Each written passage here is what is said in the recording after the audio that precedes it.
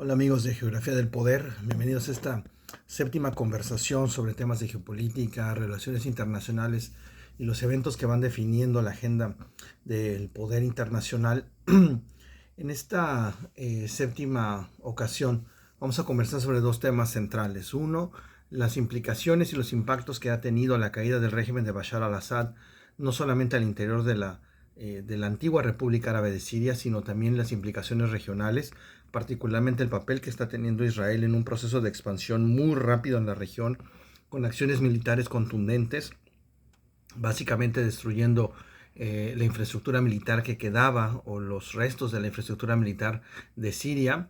Y por otro lado, analizar cómo es que la caída del régimen de Bashar al-Assad tiene una implicación muy importante, políticamente hablando, para la región, debido al ascenso de actores que anteriormente habían sido definidos como terroristas, particularmente por el gobierno de Estados Unidos, y que ahora se están pues definiendo como nuevas figuras políticas al mando del nuevo Estado sirio, ¿no?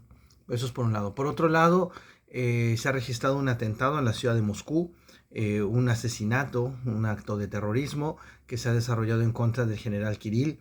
El general Kirill era, digamos, uno de los rostros más conocidos en Occidente, particularmente porque era quien se encargaba de dar los reportes de los avances de las tropas rusas, particularmente en materia de guerra biológica.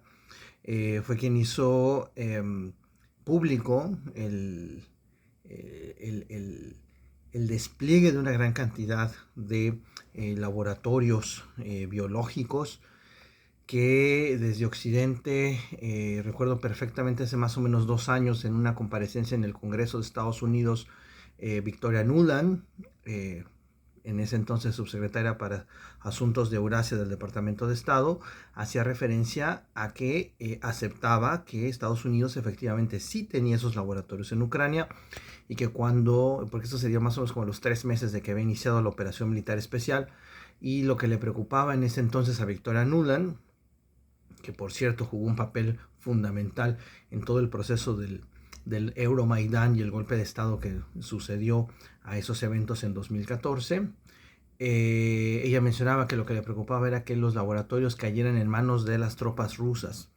Recuerdo que ese momento fue muy significativo, particularmente porque a partir de ahí vino este silenciamiento que se dio hacia todos los medios rusos en las redes sociales en Occidente.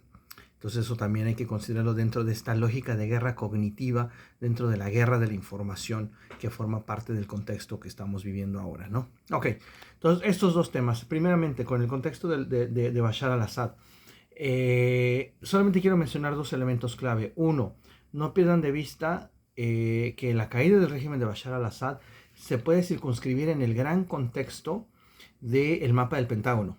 El mapa del Pentágono, es un libro publicado por Thomas Barnett, un ex asesor y un ex analista del Departamento de Defensa, muy cercano en su momento a principios de los años, finales de los años 90, principios de los 2000, con el almirante Zebrowski. Zebrowski jugó un papel clave porque básicamente es quien diseña esta estrategia, esta doctrina militar que se centra en dividir el mundo en dos partes.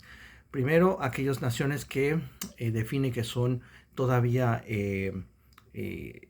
importantes o que pueden jugar un papel trascendental en el contexto de la globalización económica, y por otro lado naciones que a su forma de analizar el mundo no son importantes, no son relevantes, ¿no? Ahí entraría gran parte del continente africano, Sudamérica, importantes territorios del sudeste de Asia.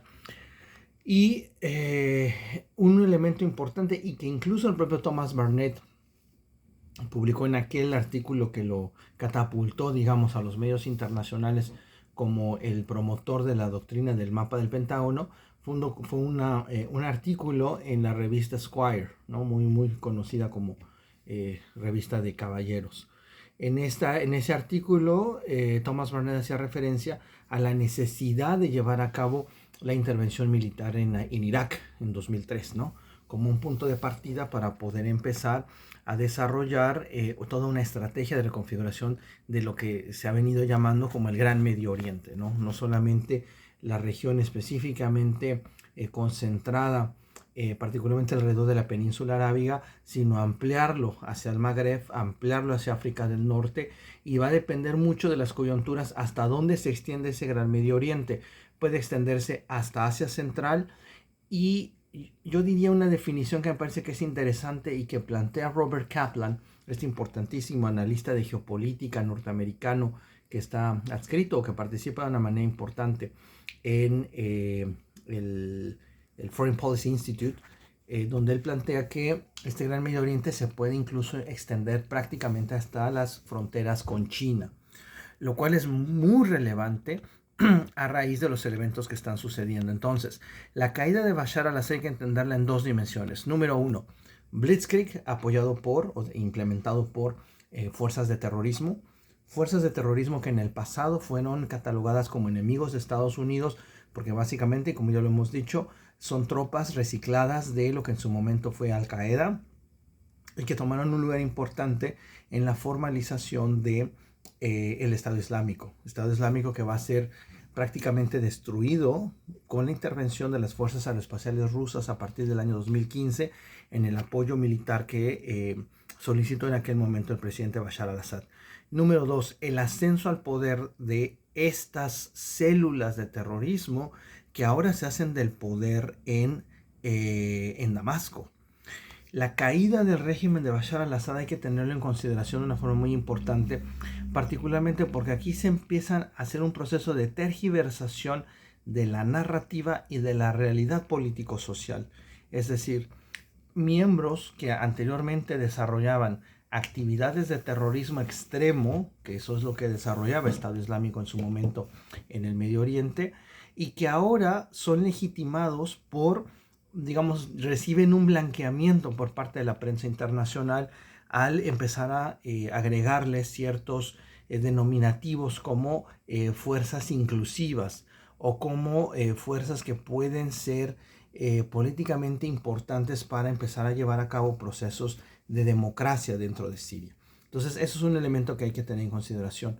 Ahora bien, la vinculación con lo que comentábamos en Rusia. No hay que perder de vista, y ya lo hemos mencionado también anteriormente, la vinculación que ha existido entre entrenamiento por parte de células ucranianas hacia miembros activos del yihadismo islámico, particularmente en Siria. Eso es un tema muy importante.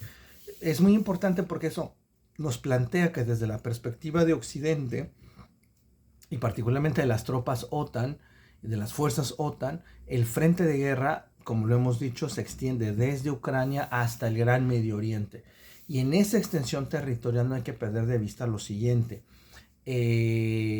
¿Por qué en momentos cruciales para el ejército de Ucrania, cuando el frente se empezaba a desmoronar, por qué decidieron enviar efectivos militares y entrenadores militares, desviarlos del frente de Ucrania y enviarlos hacia Siria? Porque claramente buscaban que la caída del régimen de Bashar al-Assad afectara de una manera colateral al gobierno ruso.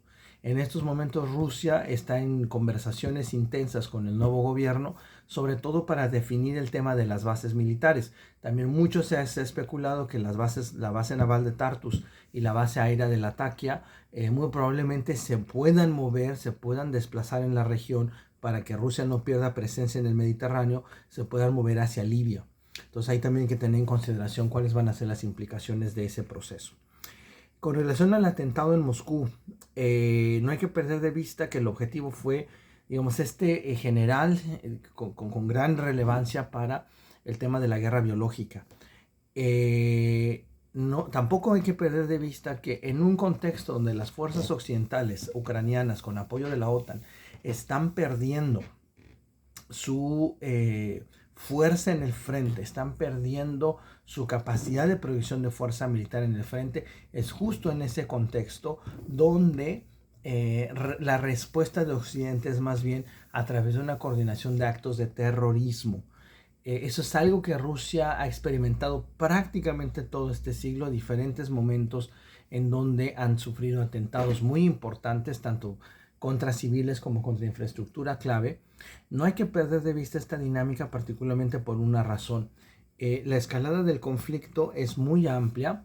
El embajador de Rusia en Naciones Unidas ya ha declarado que Rusia, que la postura política y diplomática de Rusia con relación al conflicto en Ucrania no está orientada en ningún momento a congelar el conflicto.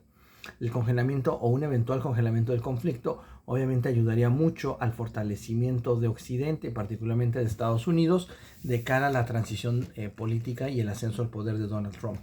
Entonces creo que en el contexto que estamos tratando ahorita es muy importante no perder de vista que la extensión de los dos frentes, el frente medio oriental y el frente europeo, son un solo frente de guerra, que los atentados que están ocurriendo, o que por lo menos ha ocurrido ahora en Moscú, probablemente se extiendan hacia otras zonas, y particularmente con objetivos importantes, como es el caso de importantes figuras del ejército ruso. Rusia ha tomado medidas, entonces también es importante no perder de vista que en el contexto en el que Rusia pueda tomar decisiones para aumentar el escenario de guerra, donde muy probablemente se pueda mover hacia Europa. Eso también hay que tener en consideración. El aumento de efectivos militares, así como de artillería a Bielorrusia, y el desplazamiento de dicho equipo militar a la frontera entre Bielorrusia y Polonia es muy exacerbado, es muy importante en las últimas semanas. Entonces no hay que perder de vista que la posibilidad de que se mueva el frente de guerra de Ucrania, particularmente en la región del Donbass, hacia Europa, es muy amplia, y por una razón fundamental.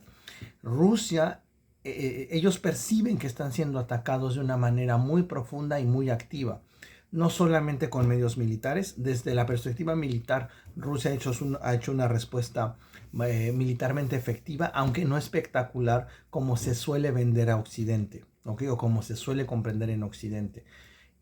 Militarmente ha sido eficiente para un constante proceso de debacle de las fuerzas ucranianas.